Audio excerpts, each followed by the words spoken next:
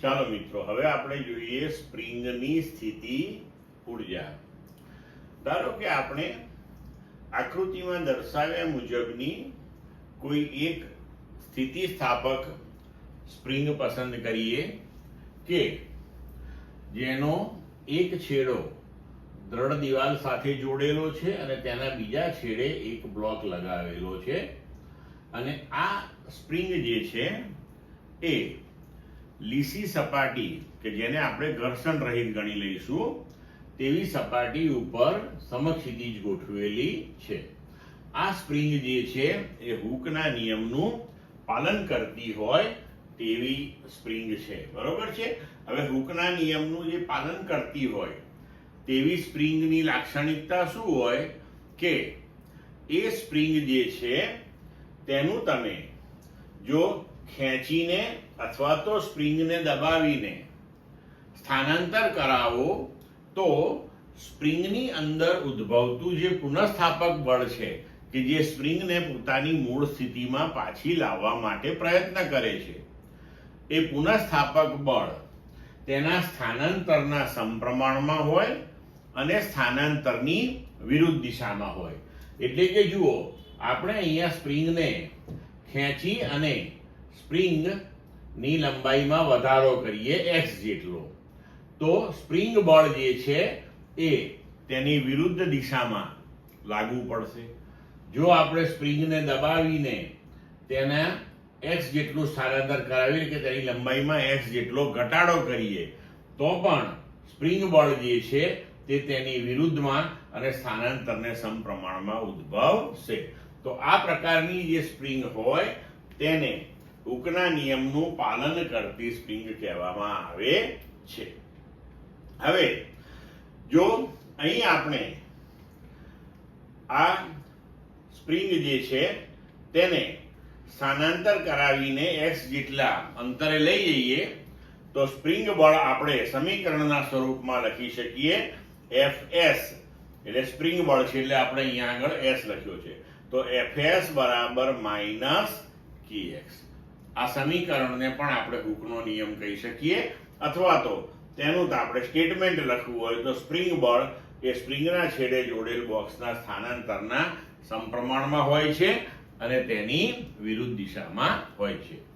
હવે જો અહીંયા આગળ આપણે અચળાંકની વાત કરીએ તો k જે છે તેને સ્પ્રિંગનો બળ અચળાંક કહેવામાં આવે છે. એટલે કે સ્પ્રિંગના એકમ સ્થાનાંતર દીઠ અથવા તો સ્પ્રિંગની એકમ લંબાઈમાં થતા ફેરફાર દીઠ સ્પ્રિંગમાં ઉદ્ભવતું જે પુનઃસ્થાપક બળ છે, x ને આપણે એકમ લઈ લઈએ, તો સ્પ્રિંગની લંબાઈમાં થતા એકમ ફેરફાર દીઠ સ્પ્રિંગમાં ઉદ્ભવતું જે પુનઃસ્થાપક બળ છે તેને સ્પ્રિંગનો બળ અચળાંક કહેવામાં આવે છે. અને અહીંયા તમે સમીકરણ પરથી જોઈ શકો છો કે તેનો એકમ થશે ન્યૂટન પર મીટર. હવે આપણે જોઈએ કે ધારો કે આકૃતિમાં દર્શાવ્યા મુજબ આપણે આ સ્પ્રિંગ સાથે જોડેલા બ્લોકને સ્થાનાંતરિત કરાવીએ, કાં તો સ્પ્રિંગનું લંબાઈમાં વધારો કરીએ અથવા તો ઘટાડો કરીએ. તો ધારો કે સ્પ્રિંગની લંબાઈમાં થતો વધારો xm જેટલો છે, બરોબર છે. તો સ્પ્રિંગમાં જે પુનઃસ્થાપક બળ ઉદ્ભવે છે તે પુનઃસ્થાપક બળ વડે થતું કાર્ય કેટલું થાય? તો આપણે લખી શકીએ કે કાર્ય Ws સ્પ્રિંગ બળ વડે થતું કાર્ય છે, એટલે આપણે અહીંયા સફિક્સમાં s લખીએ છીએ. સંકલન 0 થી xm, અહીંયા આ ચર બળ છે કારણ કે બળ એ સ્થાનાંતરના સમપ્રમાણમાં છે એટલા માટે આપણે સંકલનથી લીધું. આ સંકલન 0 થી xm fs dx.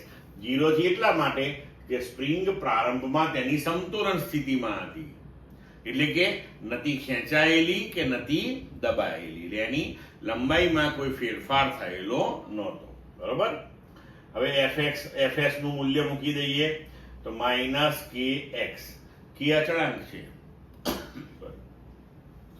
x નું સંકલન કરીએ તો -kx² 2. હવે આની અંદર આપણે આ લિમિટ મૂકી દઈએ પહેલા અપર લિમિટ, પછી minus lower limit. Lower limit 0 છે તો આપણે લખી શકીએ કે માઇનસ કે xm સ્ક્વેર બાય 2 માઇનસ 0. તો આપણને જવાબ મળ્યો માઇનસ કે એમ સ્ક્વેર બાય 2. તો આ થયું સ્પ્રિંગ બળ વડે થતું કાર્ય. બરોબર. તો હવે અહીંયા તમે જુઓ કે આ જે સ્પ્રિંગ બળ છે એ સ્પ્રિંગની અંદર ઉદ્ભવે છે, જે પુનઃસ્થાપક બળ છે, જે સ્પ્રિંગને પોતાની મૂળ સ્થિતિમાં લાવવા માટે પ્રયત્ન કરે છે. તો એનો મતલબ એ થયો કે જ્યારે સ્પ્રિંગની લંબાઈમાં ફેરફાર કરવો હોય ત્યારે આપણે જે બાહ્ય બળ લગાડવું પડે છે તેણે આની વિરુદ્ધમાં કાર્ય કરવું પડે. બરોબર છે. તો હવે જુઓ કે આપણે જો સ્પ્રિંગ બળ વિરુદ્ધ સ્થાનાંતરનો ગ્રાફ દોરીએ તો અહીંયા આગળ fs વર્સિસ x નો જે તમે ગ્રાફ તૈયાર કર્યો તે ગ્રાફ ના x અક્ષ સાથે ના જે ક્ષેત્રફળ છે તેની આપણે ગણતરી કરીએ તો તે આપણને સ્પ્રિંગ બળ વડે થતું કુલ કાર્ય જ આપે છે. અને જો આપણે બાહ્ય બળ વડે થતું કાર્ય ગણવું હોય અહીંયા તો એ સ્વાભાવિક છે કે બાહ્ય બળ જે છે એ સ્પ્રિંગ બળની વિરુદ્ધમાં આપણે લગાવવાનું હોય છે. તો બાહ્ય બળ વડે થતું કાર્ય જે છે ધન મળે તો તે આપણે લખી શકીએ કે F બરાબર પ્લસ kxm સ્ક્વેર બાય 2. કારણ કે બાહ્ય બળ એ સ્પ્રિંગ બળની વિરુદ્ધમાં હોય છે, તેની વિરુદ્ધમાં તેને કાર્ય કરવું પડે છે. ક્લિયર મિત્રો? હવે જો મિત્રો આપણે બ્લોકને તેના પ્રારંભિક સ્થાન xi થી અંતિમ સ્થાન xf સુધી સ્થાનાંતરિત કરાવીએ તો સ્પ્રિંગ બળ વડે થતું કુલ કાર્ય કેટલું થશે? તો આગળ પ્રમાણે જ આપણે ગણી શકીએ કે ws બરાબર માઇનસ સંકલન xi થી xf kx dx. અહીં આપણે ડાયરેક્ટ સ્પ્રિંગ બળનું મૂલ્ય મૂકી દીધું છે. બરોબર. તો એ બરાબર માઇનસ કે x નું સંકલન x square by 2 limit xi થી xf. હવે આ સમીકરણમાં આપણે લિમિટ્સ ગોઠવી દઈએ. x બરાબર xf પહેલા અપર લિમિટ, પછી માઇનસ કરીને x બરાબર xi લોઅર લિમિટ. તો ws બરાબર થયું kxi square by 2 minus kxf square by 2. તો અહીં આપણે જોઈ શકીએ છીએ કે સ્પ્રિંગ બળ વડે થતું કાર્ય માત્ર પ્રારંભિક અને અંતિમ બિંદુઓ પર જ આધાર રાખે છે. અહીંયા તમે બ્લોકને xi થી xf સુધી કયા ગતિમાર્ગે લઈ જાઓ છો એ આમાં આવતું નથી. હવે જો આને આપણે થોડુંક અલગ રીતે જોઈએ કે આપણે ધારો કે બ્લોકને તેના પ્રારંભિક સ્થાન xi થી કોઈ બીજા સ્થાન ઉપર લઈ ગયા અને ફરી પાછો આપણે તેને xi એટલે કે તેના પ્રારંભિક સ્થાને જ પાછો લઈ આવ્યા તો સ્પ્રિંગ બળ વડે થતું કાર્ય કેટલું થશે? તો હવે જો આ સમીકરણ પ્રમાણે આપણે શું કરવું પડે? પ્રારંભિક સ્થાન એનું શું? તો કે xi. હવે એને પાછો પ્રારંભિક સ્થાનેથી આપણે કોઈ બીજા સ્થાન ઉપર લઈ ગયા અને ફરી પાછો પ્રારંભિક સ્થાને લઈ આવ્યા. મતલબ કે અંતિમ સ્થાન બી શું થયું? તેનું પ્રારંભિક જ થાય. એટલે અહીંયા xi, તો અહીંયા પણ તમારે અપર લિમિટ શું લેવી પડે? xi જ લેવી પડે. તો બ્લોકને xi થી ખેંચીને ફરી xi સ્થાને જ પાછો લાવવામાં આવે તો સ્પ્રિંગ બળ વડે થતું કાર્ય કેટલું થાય? તો આ સમીકરણ પ્રમાણે તમે જોઈ શકો કે અપર અને લોઅર લિમિટ બંને સમાન થશે. બરોબર. તો આપણે સંકલન કરીને જો લિમિટ ગોઠવી દઈએ અથવા તો ડાયરેક્ટ આ સમીકરણમાં જ xf ની જગ્યાએ xi તમે મૂકી દો તો જવાબ શું મળશે? 0 મળશે આપણને. એના મતલબ એ થયો કે અહીંયા આગળ આપણે જોયું કે સ્પ્રિંગ બળ જે છે એ માત્ર પ્રારંભિક અને અંતિમ સ્થાન ઉપર જ આધારિત છે. મતલબ કે સ્પ્રિંગ બળ એ સંરક્ષી બળ છે અને સંરક્ષી બળ દ્વારા જ બંધ ગાળા પર થયેલું કાર્ય શૂન્ય મળે, નહીતર ક્યારેય મળે નહીં. ક્લિયર? હવે આગળ વધીએ મિત્રો કે જો આપણે સ્પ્રિંગના x જેટલા ખેંચાણ કે x જેટલા સંકોચનનો વિચાર કરીએ તો x જેટલું ખેંચાણ કે સંકોચન કરવા માટે આપણે બાહ્ય બળ વડે કાર્ય કરવું પડે. તો બાહ્ય બળ વડે થતું કાર્ય ધન આવે. એ કાર્ય સ્પ્રિંગમાં સ્થિતિ ઊર્જા સ્વરૂપે સંગ્રહિત થાય છે. એટલે સ્પ્રિંગના x જેટલા સ્થાનાંતર માટે સ્પ્રિંગમાં સંગ્રહિત સ્થિતિ ઊર્જા આપણે લખી શકીએ Vx બરાબર kx²/2. બરોબર છે. હવે જો આપણે આનું સ્થાનાંતરની સાપેક્ષે વિકલન લઈએ તો dv/dx બરાબર d/dx ઓફ kx²/2. k તો અચળાંક છે, એનું વિકલન કરવાનું નથી. x² નું 2x થશે તો 2 કેન્સલ થઈ અને આ થઈ ગયું kx. હવે જો આપણે બંને બાજુએ -1 વડે ગુણી નાખીએ તો -dv/dx બરાબર -kx, પણ -kx બરાબર તો fs છે, સ્પ્રિંગ બળ. બરોબર છે. તો તમે જુઓ અહીંયા કે સ્થિતિ ઊર્જાનું સ્થાનાંતરની સાપેક્ષના વિકલનનું ઋણ મૂલ્ય એ આપણને બળ આપે છે. તો આવું સંરક્ષી બળમાં જ આપણને જોવા મળે છે. બરોબર છે. હવે જો આપણે m દળનો બ્લોક જે છે તેને સ્પ્રિંગ જ્યારે તેની સમતોલન સ્થિતિમાં હોય એટલે કે x બરાબર 0 હોય ત્યાંથી જો આપણે ખેંચીને કે સંકોચન કરાવીને સ્પ્રિંગનું xm જેટલું કે મહત્તમ સ્થાનાંતર એને xm જેટલું કરાવીએ. જો મહત્તમ સ્થાનાંતર xm જેટલું કરાવીએ તો એ સ્થાનાંતરે તમારો બ્લોક સ્થિર હોય, પછી તેને આપણે મુક્ત કરી દઈએ. તો જ્યારે તે સ્થિર હોય ત્યારે તેની કુલ ઊર્જા, બરાબર, તો અહીંયા આપણે એક સમીકરણ થોડું વધારે લખીએ તો કુલ યાંત્રિક ઊર્જા આપણે લખી શકીએ E બરાબર k વત્તા v. બરોબર. k એટલે ગતિ ઊર્જા અને v એટલે સ્થિતિ ઊર્જા. બરોબર છે.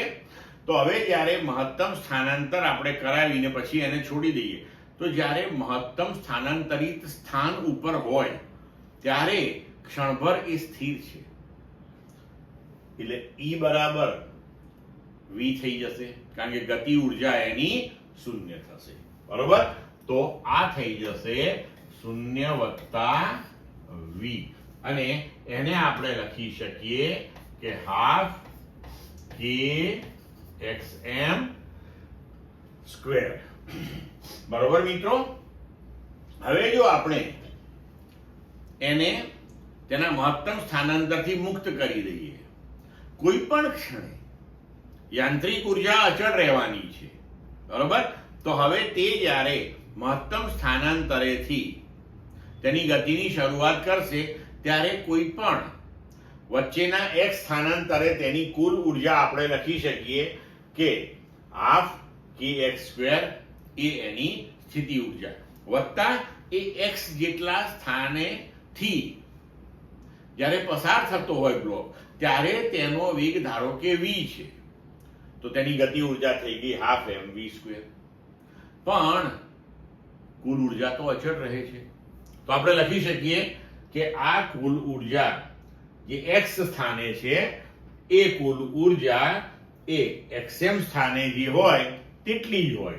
તો આપણે લખી શકીએ ½ kxm² બરાબર ½ kx² પ્લસ ½ mv². બરોબર. હવે જ્યારે બ્લોકનું જે મૂળ સ્થાન છે x બરાબર 0, તો જ્યારે x બરાબર 0 પાસેથી બ્લોક પસાર થતો હોય ત્યારે x બરાબર 0 થાય તો સ્થિતિ ઊર્જા ત્યાં 0 થાય. તો સંપૂર્ણ કુલ ઊર્જા એ યાંત્રિક ગતિ ઊર્જા બરાબર હોય. બરોબર છે. તો એનો મતલબ એ થયો કે જ્યારે બ્લોક તેના મૂળ સ્થાન પાસેથી પસાર થતો હોય ત્યારે તેનો વેગ મહત્તમ હોય. જો તેને આપણે vm કહીએ તો આપણે લખી શકીએ કે હાફ એમ વીએમ સ્ક્વેર, કારણ કે ત્યાં સ્થિતિ ઉર્જા તમારી આ શૂન્ય થઈ જવાની બરાબર હાફ કે એક્સએમ સ્ક્વેર. તો આના પરથી આપણે બ્લોકની મહત્તમ ઝડપ નું સૂત્ર મેળવી શકીએ ને આપણને એ પણ સમજ પડી કે બ્લોકની મહત્તમ ઝડપ માત્ર તેના મધ્યમાન સ્થાને જ આપણને પ્રાપ્ત થાય છે અને તેના ગતિપથના અંતિમ માર્ગો ઉપર એટલે અંતિમ છેડાઓ ઉપર બરોબર એ શૂન્ય હોય છે. તો હવે અહીં આપણે વીએમ સ્ક્વેર ને સૂત્રનો કરતા બનાવીએ તો વીએમ સ્ક્વેર બરાબર કે by M into XM square. તો વીએમ બરાબર અંડર રૂટ કે બાય એમ ઇન્ટુ એક્સએમ થશે બરોબર. તો આ થયું આપણા માટે મહત્તમ વેગનું સૂત્ર. હવે જો આપણે કુલ યાંત્રિક ઉર્જા, ગતિ ઉર્જા અને સ્થિતિ ઉર્જા ના સમીકરણો લખીએ તો કુલ યાંત્રિક ઉર્જા હાફ કે એક્સએમ સ્ક્વેર મહત્તમ સ્થાનાંતર એક્સએમ છે. કુલ યાંત્રિક ઉર્જા અચળ છે. સ્થિતિ ઉર્જા હાફ કે એક્સ સ્ક્વેર, સ્થિતિ ઉર્જા સ્થાન પ્રમાણે બદલાય છે અને તે પ્રમાણે વેગ v પણ બદલાય છે. કે નું સૂત્ર તમે લખી શકશો e માઇનસ v. e એટલે હાફ કે એક્સએમ સ્ક્વેર માઇનસ હાફ કે એક્સ સ્ક્વેર. હવે જો આપણે ઉર્જા વિરુદ્ધ સ્થાનાંતરનો આલેખ દોરીએ તો અહીં આપણે ત્રણ ઉર્જા કુલ યાંત્રિક ઉર્જા, સ્થિતિ ઉર્જા અને ગતિ ઉર્જા વિરુદ્ધ સ્થાનાંતર એક જ આલેખમાં રજૂ કરીએ. જો અહીંયા ઉર્જા લઈએ, અહીંયા સ્થાનાંતર લઈએ તો હવે તમે જુઓ કે મહત્તમ એનું સ્થાનાંતર xm છે એટલે પ્લસ ઓર માઇનસ xm. મધ્યમાન સ્થાનથી ખેંચાણ પણ xm જેટલું અને દબાણ પણ xm જેટલું.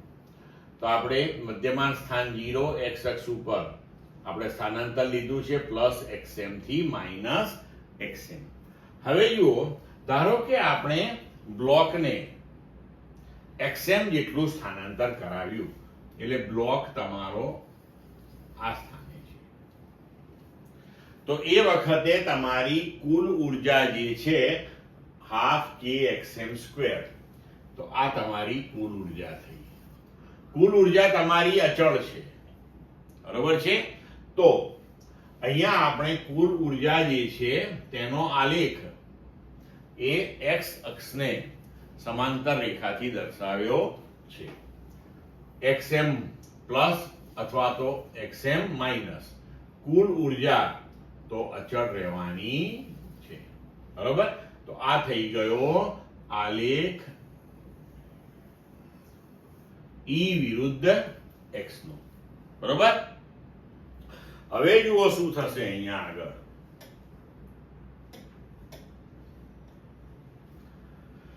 હવે જ્યારે તમારો બ્લોક અહીંયા xm પાસે હશે ત્યારે સ્થિર છે બરોબર. સ્થિર છે તો આ જે આલેખ છે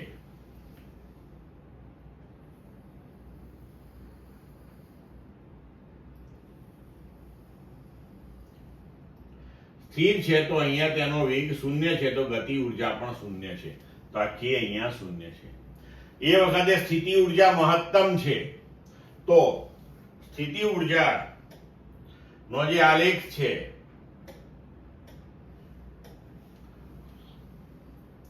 અહીંથી શરૂ થશે. આ સ્થિતિ ઉર્જા મહત્તમ છે. હવે બ્લોક જેમ શૂન્ય તરફ જશે એટલે કે મધ્યમાંશ તરફ તેમ તેનો વેગ વધતો જશે. તો આ વેગ અહીંયા તેનો વધતો જાય છે, x ઘટતું જાય છે એટલે સ્થિતિ ઉર્જાનો ગ્રાફ નીચે ઉતરે છે અને ગતિ ઉર્જાનો ગ્રાફ ઉપર જાય છે. પણ બંનેનો સરવાળો અચળ રહે એટલે કે સ્થિતિ ઉર્જાનું ગતિ ઉર્જામાં રૂપાંતરણ થઈ રહ્યું છે. જ્યારે મધ્યમાન સ્થાન ઉપર પહોંચે છે અહીંયા ત્યારે x શૂન્ય થાય છે એટલે સ્થિતિ ઉર્જા જે છે એ શૂન્ય થઈ જાય છે. તેનો વેગ મહત્તમ થાય છે એટલે ગતિ ઉર્જા મહત્તમ થઈ જાય છે અને સ્થિતિ ઉર્જા શૂન્ય થાય તો ગતિ ઉર્જા એ કુલ યાંત્રિક ઉર્જા જેટલી થઈ જાય. સમીકરણથી બી આપણને ખબર પડે, એટલે આપણને બિંદુ અહીંયા મળે આલેખ ઉપર. હવે જ્યારે બીજી તરફ એનું સ્થાનાંતર શરૂ થાય એટલે પુનઃસ્થાપક બળની અસર હેઠળ તેનો વેગ ક્રમશઃ ઘટતો જાય અને x વધતું જાય એટલે સ્થિતિ ઉર્જા વધતી જાય. તો અહીંયા જુઓ, તમારો ગતિ ઉર્જાનો આલેખ આમ નીચે જાય છે અને સ્થિતિ ઉર્જાનો આલેખ અહીંયા ઉપર જાય છે. અને બીજી બાજુએ અંત્ય બિંદુએ એટલે કે -xm પાસે ફરીથી એક ક્ષણ પર સ્થિર થાય એટલે તેની ગતિ ઉર્જા શૂન્ય થઈ જાય, સ્થિતિ ઉર્જા મહત્તમ થઈ જાય, કુલ યાંત્રિક ઉર્જા અચળ રહે. એટલે હવે આ સ્પ્રિંગ જે છે તે તેના અંત્ય બિંદુઓ પ્લસ ઓર માઇનસ xm એની વચ્ચે સતત દોલનો કરશે. બરોબર છે? તો આ પ્રક્રિયાની અંદર ગતિ ઉર્જાનું સ્થિતિ ઉર્જામાં, સ્થિતિ ઉર્જાનું ગતિ ઉર્જામાં સતત રૂપાંતરણ ચાલ્યા કરે છે, પરંતુ કુલ યાંત્રિક ઉર્જા અચળ રહે છે. ક્લિયર મિત્રો?